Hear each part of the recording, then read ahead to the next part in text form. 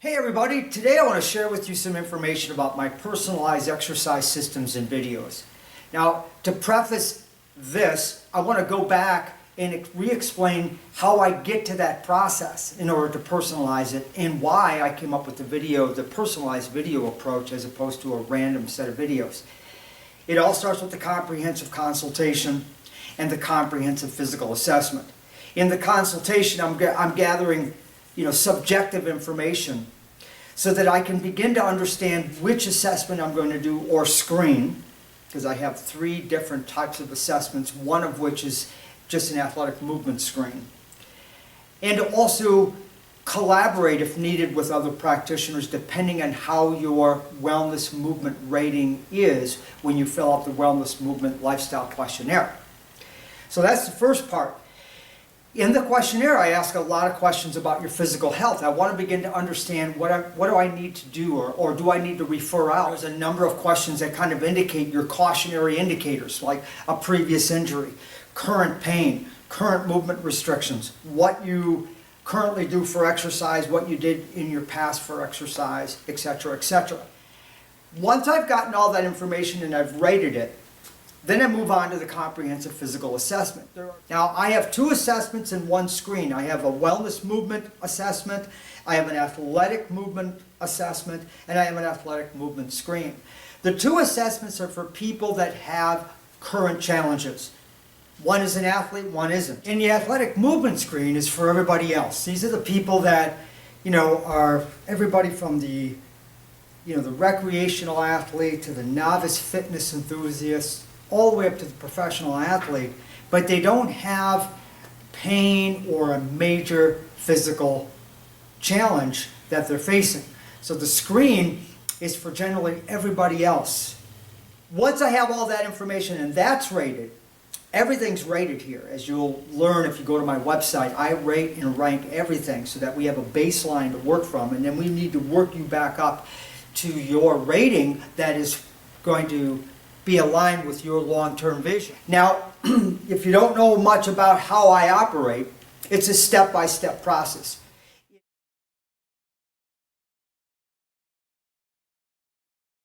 It is a phase-by-phase process. So when you're learning from me how to exercise, there are key phases you need to go through to establish your base conditioning. And what I did is I went one step further, and what I ended up creating was phase 1A and B sub-base conditioning. So you can see how it is set up here, and then on the performance pyramid you see phase 1 and phase 2 indicated at the bottom. Meaning your structural stability, not just your muscular strength and where your flexibility is. I'm also concerned with that. But over the last 25 years, I have found that a person's sub-base, meaning their inner stabilizers, their spinal health, etc., that needs to be kind of set in balance before I start building off of that with more exercises. So now it's customized, so they're not random. I mean, yes, I have a plethora of different exercises I can provide for you, but everybody's a little bit different. And what we are getting away from in the industry is a one-size-fits-all. So, as an example, not all stretch exercises for a person's hamstrings or chest or etc. are going to be the same. Not all stabilization exercises for your core are going to be the same. Well, that's where it began to be personalized. Now, I've been personalizing exercise systems going all the way back to the beginning of my career, 1988. And of course, throughout the 90s, I got better at it. But I really honed my craft once I moved here to Asheville and I was working with a chiropractic neurologist and a functional nutritionist. Since then, I moved out on my own in 2009, and the next caveat is I used to provide handouts. Now, I work with you one-on-one, but to reduce the frequencies of the sessions, I would provide handouts so you can practice your homework in between, come back, see your progress, etc. My idea was this, back in the day. I thought, what if I videotaped that session for that client and then provided them with a video rather than a two-dimensional drawing, a handout, and their exercise system? I wonder if that would accelerate their learning, because then what they would have is they would have the same lesson that they got with me, but they take it home. So it's almost like they're repeating the lesson time after time, hopefully 4 to 5 days a week at the beginning, because at the beginning you got to repeat these patterns so that we can reprogram and restore your neurological system. But my point is they can repeat it. They come back, and what I started to see is they were responding quicker. In other words, they were learning faster, and we were able to move through the phases with more fluidity. Now this began to be exciting. Now back then, what I did is I took my video camera, like the one I'm recording on today, and I bought a DVD burner, and I would burn it right to a DVD. They would walk out with their DVD and their printed exercise system, and then we go home with it. After a while, that became more labor intensive, and I purchased an iMovie program for my computer, and the rest is history. Now it's really customized, and I'll have a couple examples at the end of this video so you can get an idea how it looks. But it's been remarkable. Since that time, my clients have really accelerated in their potential to learn with this video approach. Now, I must say that there are already exercise videos out there. You can purchase them, you can go on YouTube, you can go to certain trainers' websites and they have a portal. I thought about all that approach, but really what it came down to is it wasn't customized. So let's say I was going to go to a portal and have a video for an inner core exercise for my client. But that video wasn't specific to my client's assessment needs. In other words, their assessment provided me with a couple of idiosyncrasies that weren't being taken into consideration in the video. That was my whole reason of videotaping it and or creating a customized exercise program, a system rather. And my motto for the system is this: you follow the system and the system will correct the rest. The system corrects what you are trying to accomplish. You just follow the system and let the system do the work. And another part of the uniqueness of what I created was the collaboration between other practitioners. I created the outsourced referral team specifically for that purpose, that I can coordinate my efforts with a practitioner, with a massage therapist, with a physical therapist, with a chiropractor, with an acupuncturist, and many others. I started doing that back in the 90s. I was doing referral building and coordinating my efforts with these practitioners. The reason I came up with my outsourced referral team to begin with was so that I can collaborate and coordinate my efforts with that practitioner. Let's get to the root cause, if you're interested in that, and let's clean this thing up and teach you how to do it. That's the other part of the personalized exercise system and video approach, and part of my overall philosophy is I'm teaching you how to fish. So the whole point of this video is to share that the industry is moving into more of a personalized one-on-one approach to everything we do, from wellness to movement, from how we eat, how we sleep, how we manage our emotional stress, and exactly how we are moving. It all depends on your short-term intentions and your long-term vision. Because the Wellness Movement Center is a training and teaching center for the consumer, and I also work with fitness trainers and personal trainers privately. I mentor them on how to, facilitate and cultivate this kind of approach in their own practice. All right, that'll wrap it up for today. I appreciate your time. I share because I care. If you'd like to learn more, there's contact information that will follow this, the videos. Because after this segment, I'm going to have a couple of short examples of my personalized exercise videos. Have a great day. Be well. Bye for now.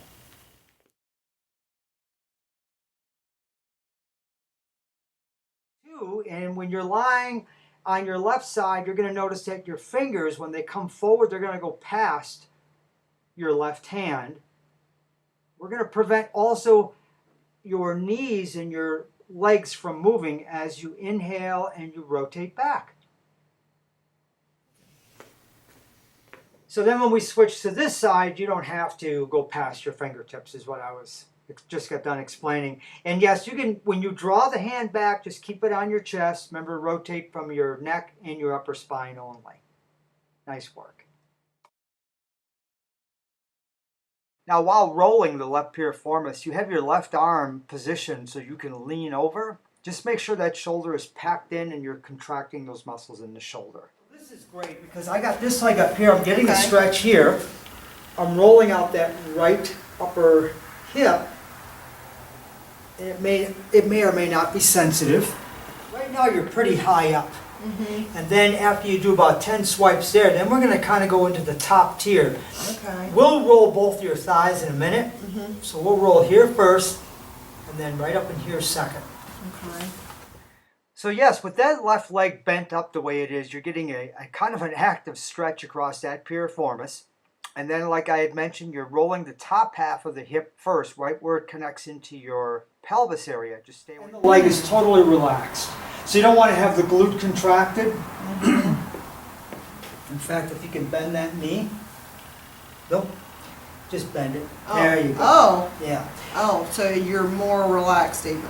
Right. But because this is an active stretch and we're going to create reciprocal inhibition, the muscles that are opposite to the piriformis, you're going to be stretching your left piriformis because we rolled your left piriformis. The opposite muscles to that are going to be the hip flexor and the adductor. So if I use my adductor in my hip flexor to bring my leg across, so I'm already turning on these which turn off that. Can you bring your leg up and across like that and bend the knee? So you notice that 90-degree angle. See how I brought your ankle up? And now we have a good 90-degree angle at that knee joint. And there you're going to place your right hand on your shin. Your left hand is going to kind of couple the knee joint. And you're going to pull it across, stretching that left piriformis. But look how high your left hip is. We're going to make that correction here in a second. So you activate using your inner thigh, your hip flexor, which will inhibit your piriformis and allow it to stretch. Okay.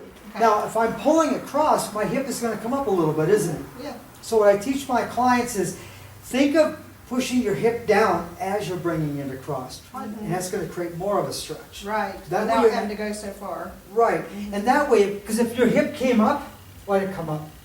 Now I got all this other junk going on, and I'm not really isolating that any longer. So try that again from the floor. Okay.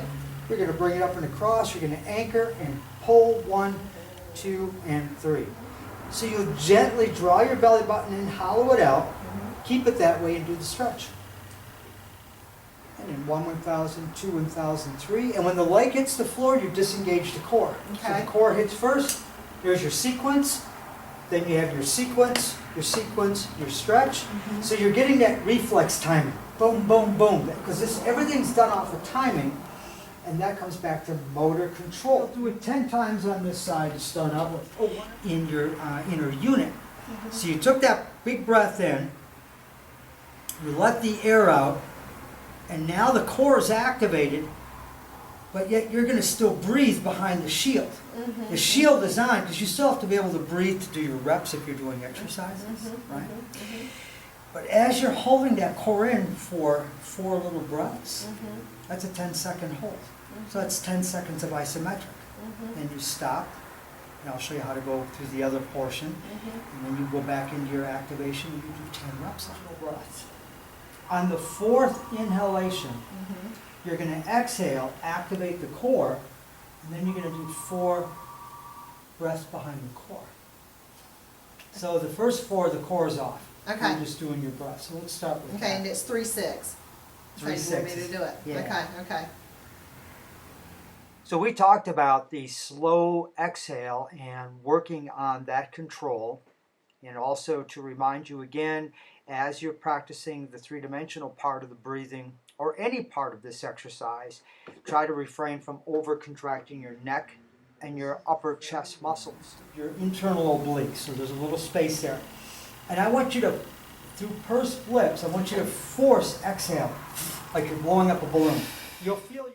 So we demonstrated this by having you put your hands in an area where you could feel your transverse abdominis activate when you forced expirate that air. Now there's a whole science behind this, but the reason I'm teaching you this is going forward, when we are breathing behind the shield, we are going to use controlled pursed-lipped breathing. Control that. So this is the one we just fill up. Okay. Not using our neck, our shoulders to breathe with. Okay.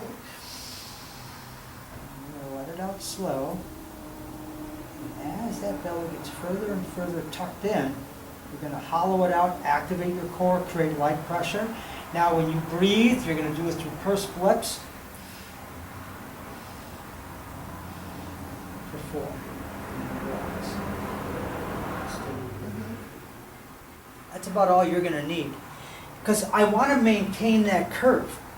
If I didn't have the towel roll there for my clients and I taught them to create light pressure on the ground, I would be teaching them to go flat. But by having that material there, you're training it around this. So now it's teaching it to stay in that curve.